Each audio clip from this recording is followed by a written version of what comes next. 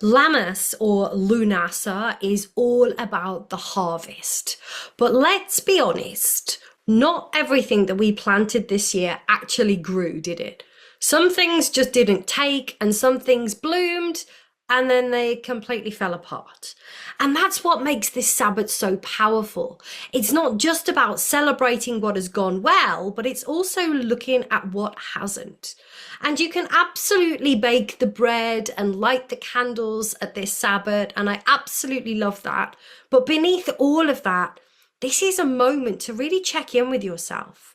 What am I really harvesting right now, and what needs to go back to the earth?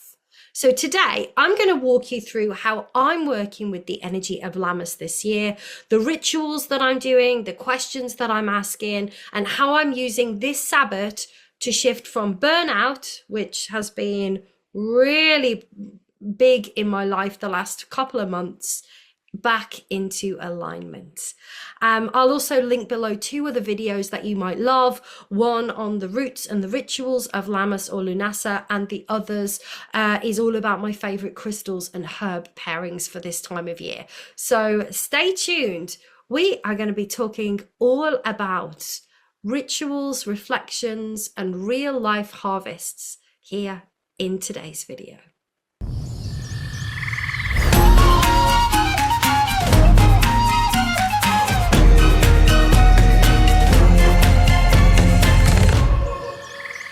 Hey wild ones, welcome back to my channel, or if you are new here, hello.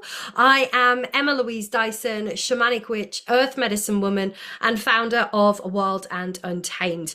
And here on this channel, I teach seasonal shamanic witchcraft, earth medicine, and real practical magic that is rooted in the land.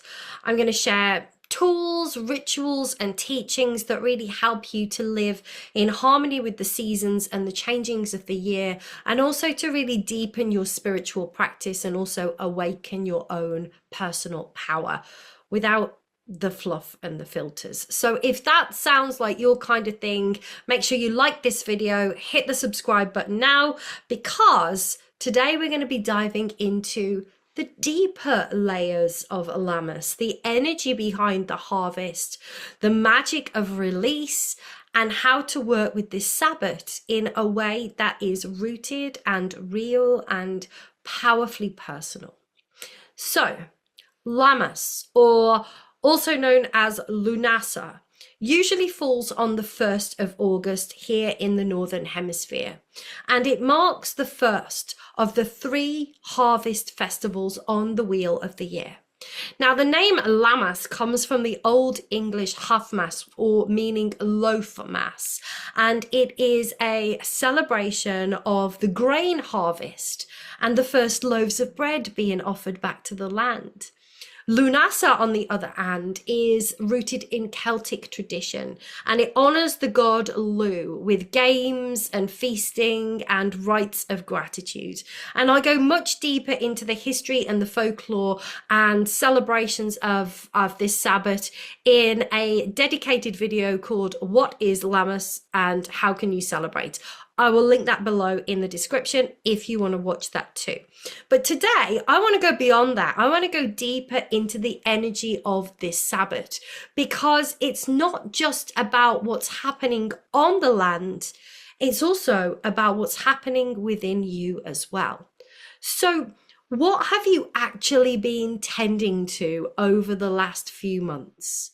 Where has your energy been going? Where has your time, your focus, your heart been? And here's the honest bit. Has it given you the kind of harvest that you actually wanted?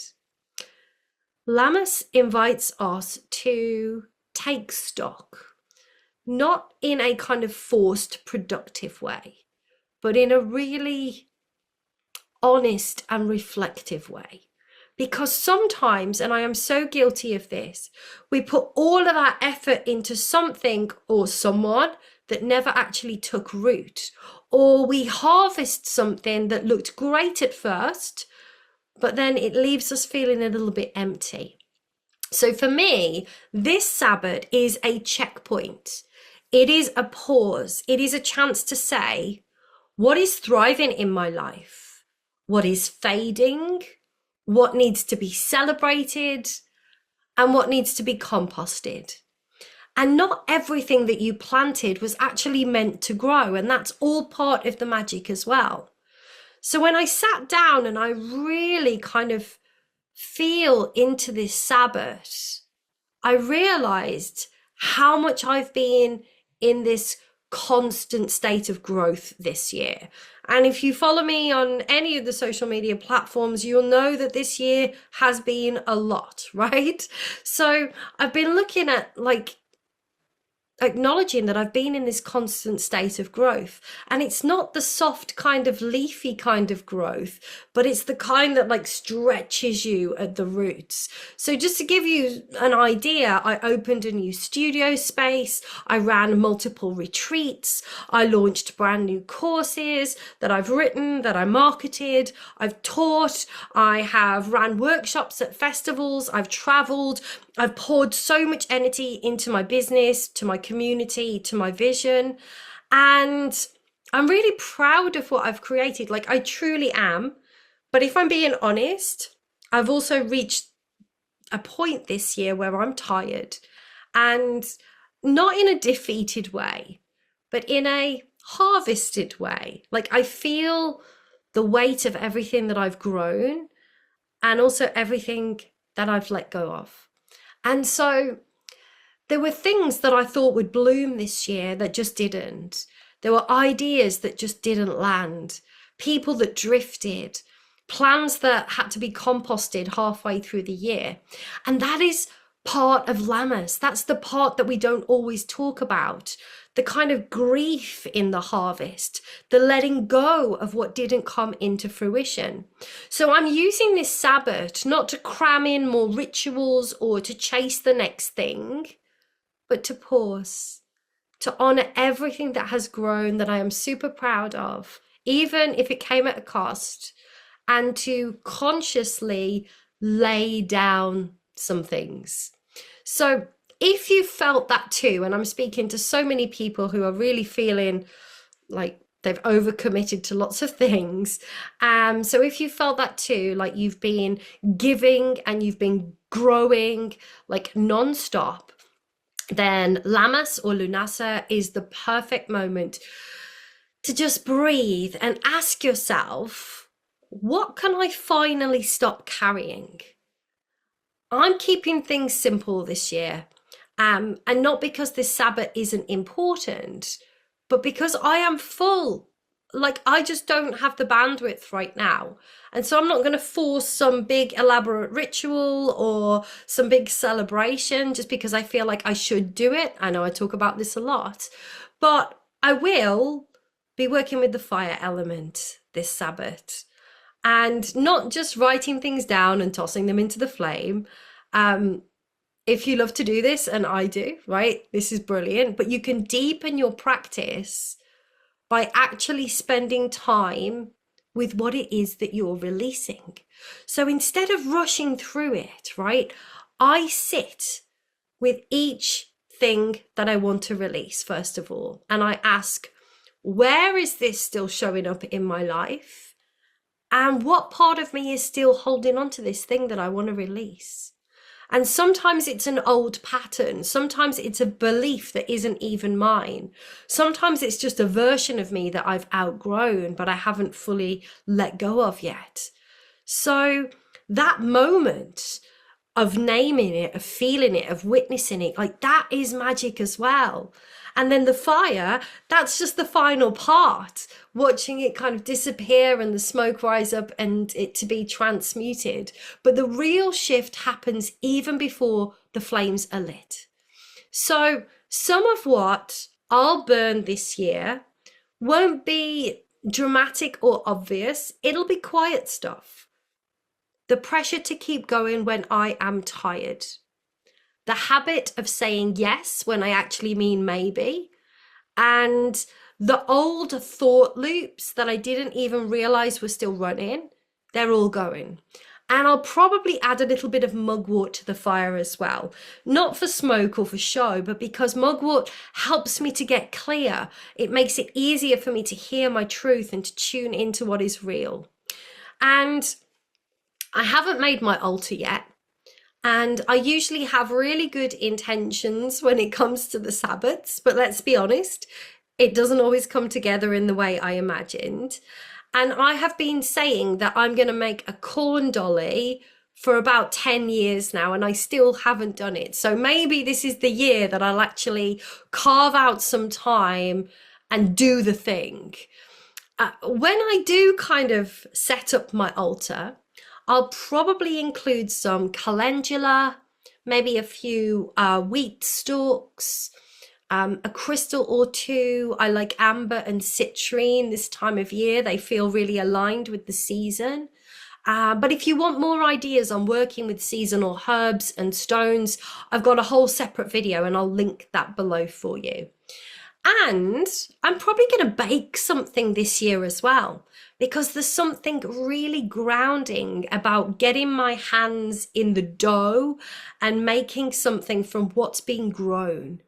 So if I do that, I'll offer the first slice of bread back to the land. The birds in the garden will probably get some too, as well as the mice and the rats and the other critters that live there. And I think that'll be another really lovely way to be present and to really honor this first harvest. And I'll also go for a walk. You know, those long walks, those slow walks where you actually pay attention and you really immerse yourself in nature. The hedgerows are bursting right now here in the UK. Nettles gone to seed, elderberries starting to swell, blackberries ripening. I've got my eye on a tree full of cobnuts, which I trust I get to before the squirrels take them all. So I'm really looking forward to having a bit of a foraging walk as well, because it's a time of abundance, right? But it's also a time of transition. And being out in nature really helps. It helps me to sense what's shifting, not just in the landscapes, but also within myself as well. And it also helps me to look at what's ready to be picked, what's already falling, what's quietly fading away without any fuss. And that's the real insight that I get this time of year. And when I'm out walking in nature, that is when things tend to land for me, not in the middle of a ritual, not in the middle of a meditation, but like out there with the plants and the wind and the nature and whatever truth decides to show up. I also get loads of downloads in the shower as well. Nature walks or in the shower. So if you want to really mark Lammas or Lughnasadh in your own way this year, it doesn't have to be complicated. You don't need a big altar. You don't need a perfect plan. You don't need a big ritual. You just need a moment of presence and also this willingness to reflect. When I talk about living in harmony with the changing of the seasons and the wheel of the year, that also comes from within us as well. Our own seasons, our own changes. So here are a few questions that I have been sitting with that you might want to explore as well. Number one, what am I actually harvesting right now? Physically, emotionally, energetically, like what am I harvesting? Number two, what have I given my time and my energy to this year? And was it worth it? We give so much of ourselves. As a recovering people pleaser, I say yes to so many things. So ask yourself, what have I given my time and my energy to this year?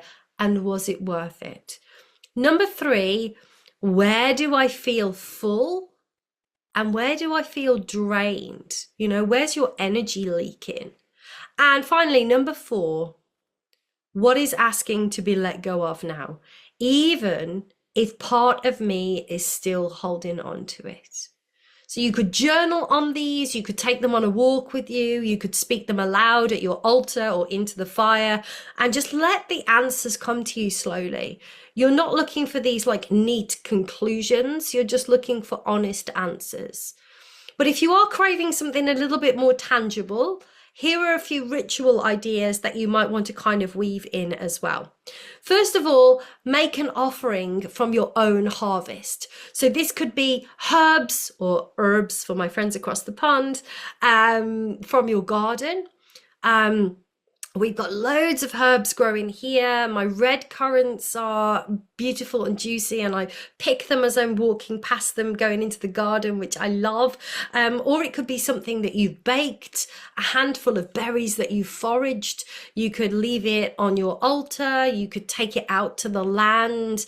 You could even just leave it on your windowsill, right? So make an offering from your own harvest.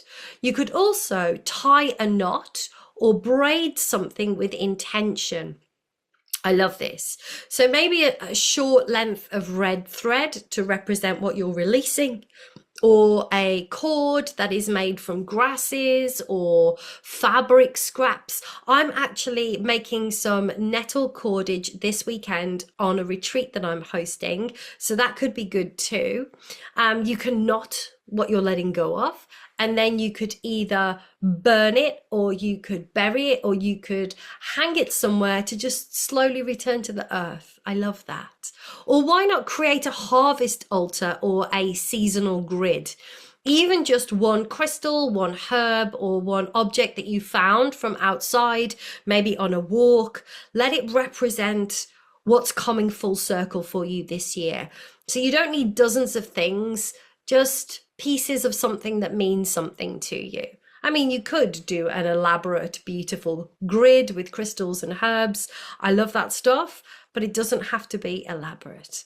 And if all you do this Lammas or Lughnasadh is light a candle and eat something from the earth and say thank you, that is enough, right? That is enough. So there we go, folks. Simple rituals, reflections, and real life harvests that I've shared with you today. But if you'd like to learn more about Lammas, as I said earlier, I've linked both my Lammas videos below. One is called What is Lammas and How Can You Celebrate? And the other is all about seasonal crystals and herb pairings if you want to go deeper into this Sabbath. And also, if you haven't already done so, make sure you've subscribed. And there's lots more coming, right, as we move through late summer, especially around stone medicine and energy work and practical magic. So let me know in the comments if you're harvesting this year, what you're harvesting this year, what you are ready to compost, and what your plans are for Lammas or Lughnasadh. I always love hearing from you. I always love reading your comments and hearing how the wheel is moving for you too. So with that said, stay cool, won't you? And I'll see you in the next video.